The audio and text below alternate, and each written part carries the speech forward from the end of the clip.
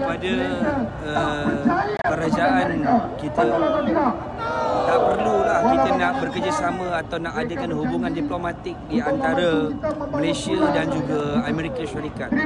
Sebab mereka ni adalah manusia-manusia yang bukan saja kalam dua muka. Mereka ini membenarkan kezaliman, keganasan, penganiayaan yang berlaku ke atas umat Islam yang berada di Palestin. Bayangkan bagaimana kita bersekongkol dan bekerjasama dengan seorang pembunuh.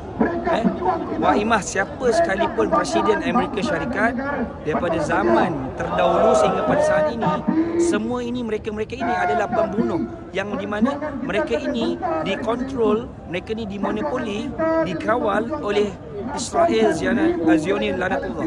Jadi untuk apalah kita untuk adakan satu hubungan diplomatik dengan satu negara yang di mana pemimpinnya tidak langsung pernah memikirkan keadaan maslahat yang berlaku ke atas umat Palestin yang berada di Gaza.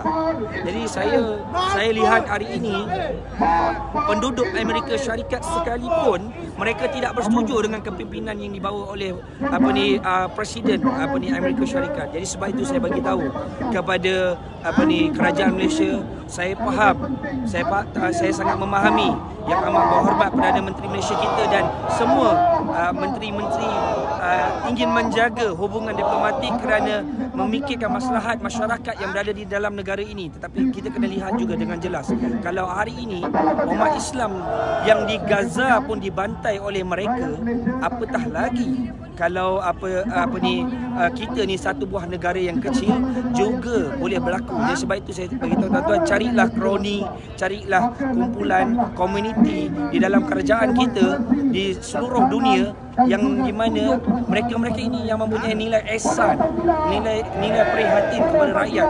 Sebab itu saya bagi tahu, pergi mampuslah dan celakalah kepada Amerika Syarikat punya presiden dan kepada Israel, kerana mereka ini adalah manusia-manusia yang memang tidak ada sifat keprihatinan, ketulusan, tidak ada sifat rasa ihsan sekalipun kepada umat Islam yang berada di Gaza. Jadi saya bagi tahu kepada Presiden Israel dan juga Presiden Trump Amerika Syarikat, engkau ini golongan celaka.